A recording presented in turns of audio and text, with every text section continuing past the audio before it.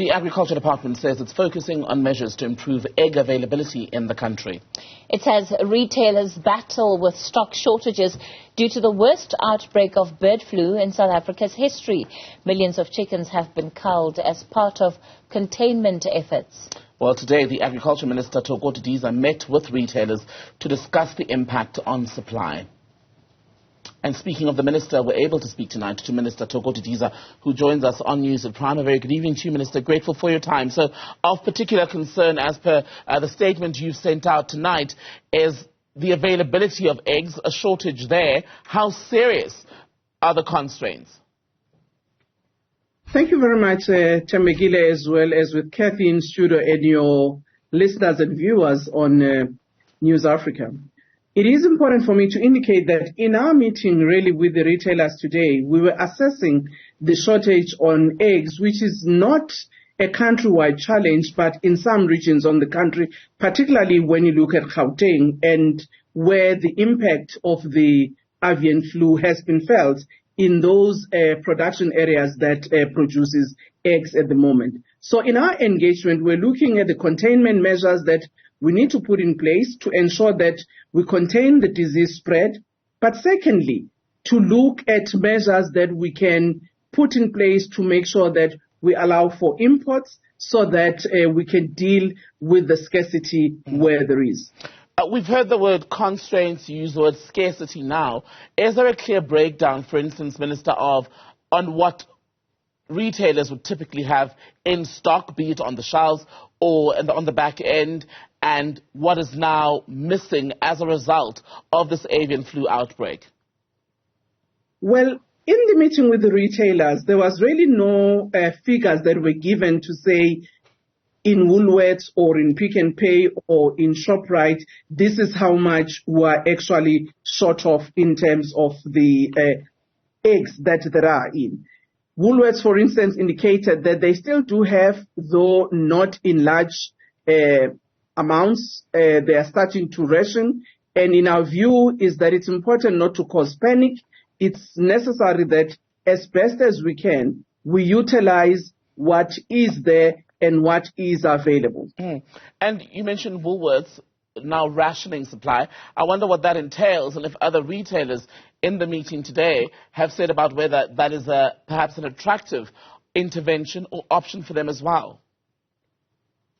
No, other retailers have not indicated that they are doing any rationing. Everybody in the meeting was actually looking at what are the short-term measures that we can put in place to make sure that we build our parental stock, such as bringing in fertilized eggs that can actually assist us to make sure that we build the stock for, layers.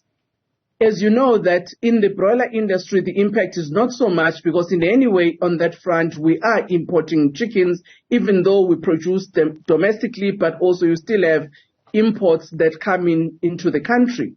What Minister Patel had done was to put the anti-dumping measures, but not to stop imports per se on poultry. That's why there's been a trade where we import some of the poultry inside the country. But with eggs, what is now a request of some of the retailers is to allow the import of fertilized eggs that will assist on building the parental stock, but also importation of egg powder, which can assist particularly in the baking industry from some of the retailers. And where would the fertilized eggs and egg powder come from? Have there been areas identified where perhaps we'd be able to get them, or the retailers would be able to get them at best price?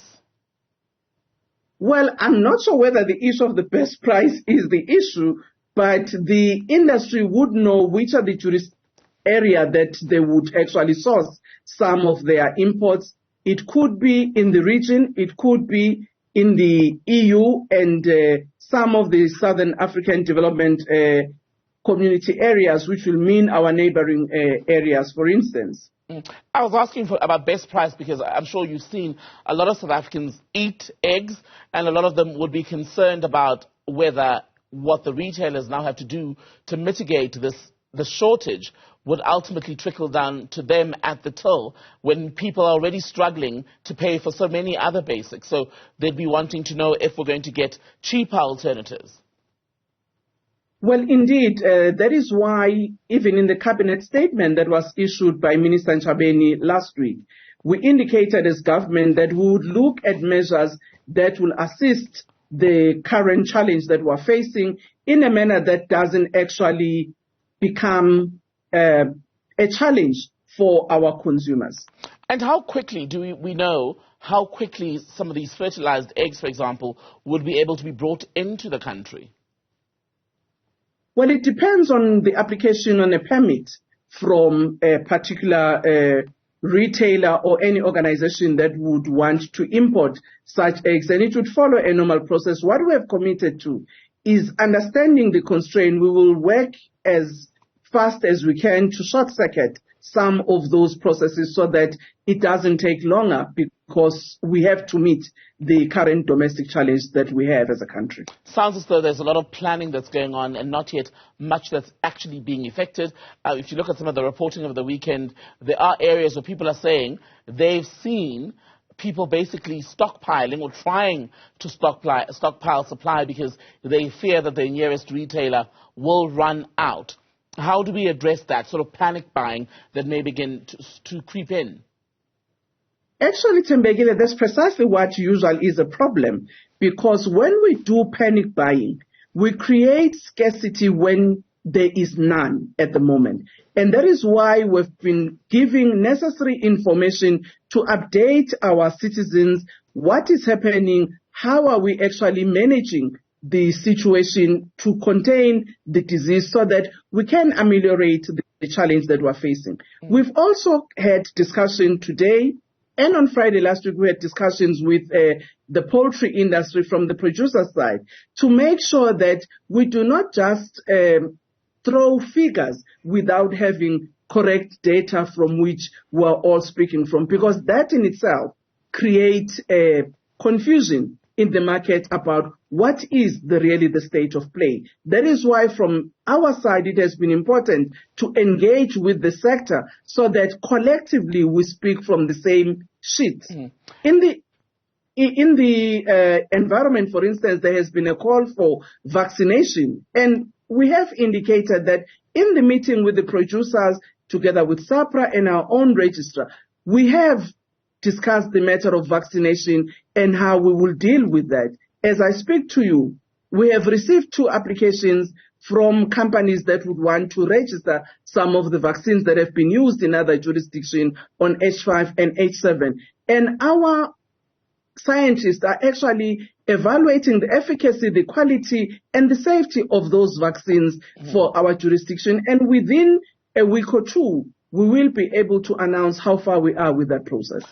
But in a week or 2, does that buy us enough time as a response? Because if you look at some of the numbers that have been put out, for example, according to latest figures, they were saying that at least 550,000 chickens have had to be slaughtered, even more eggs destroyed in areas such as the Eastern Cape. There was one report you know, Thembekile, one of the important things, no matter the challenge we're facing, but issues of efficacy are important, because here we're also dealing with human lives. So when you deal with vaccination, you have to take into consideration that the strain that you want to attend with vaccination is the strain that is circulating and is the strain that this vaccine is attending to.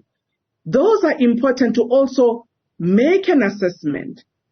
When you do the vaccination, how much time does that vaccine, one, build the immunity of the animal concerned? At the same time, how does it shed so that you do not transfer that to those who consume it? So it's not a matter that we are taking it lightly.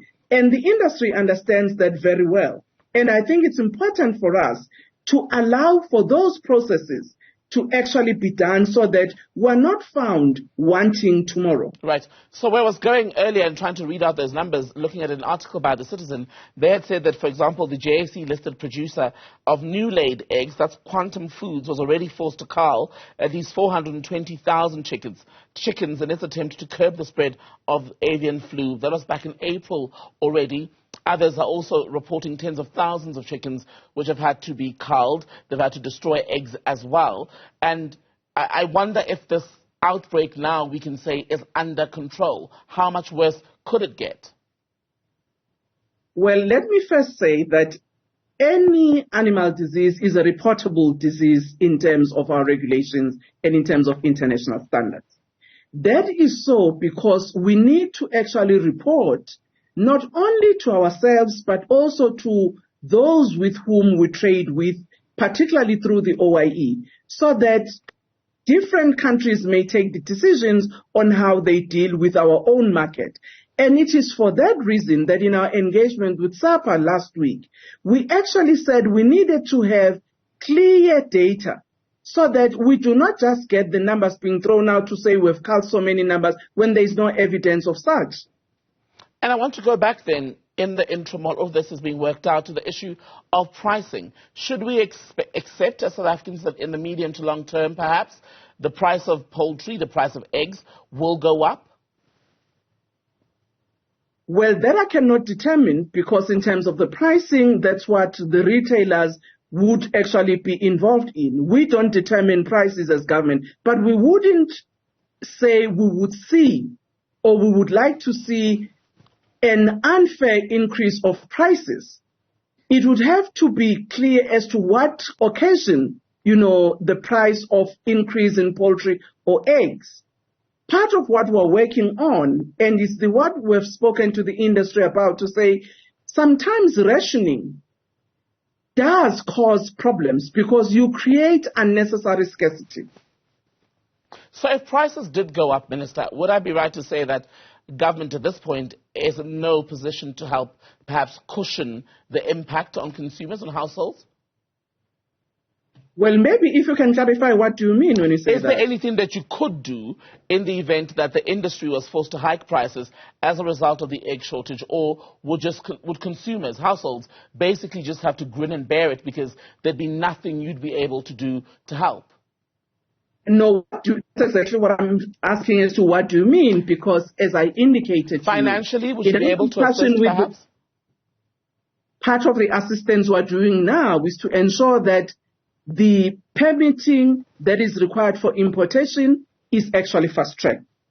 Therefore, when that happens, there won't be any reason for hiking prices because what you would have wanted to import, you would have imported. Secondly, on the issue of poultry in terms of meat, for instance, on broilers, that one we're already importing. We have been importing chickens in our market, so there is no reason why there should be a hike in prices. Minister Thoko Didiza, good to speak to you. Minister for Agriculture speaking to us tonight after a meeting with retailers on the egg shortage in the country caused mainly by the avian influenza situation currently in the country, the worst South Africa has seen in fact in years.